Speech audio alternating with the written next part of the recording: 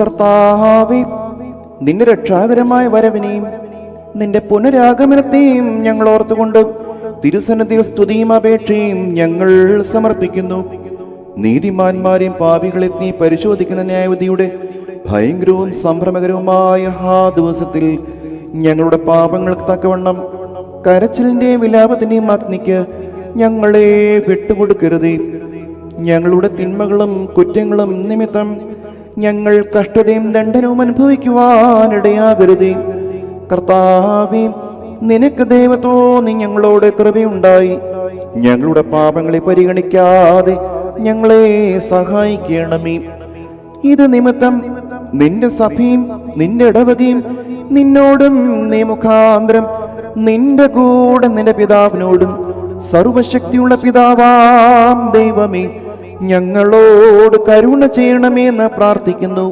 ലബൂക് കാദംറോ.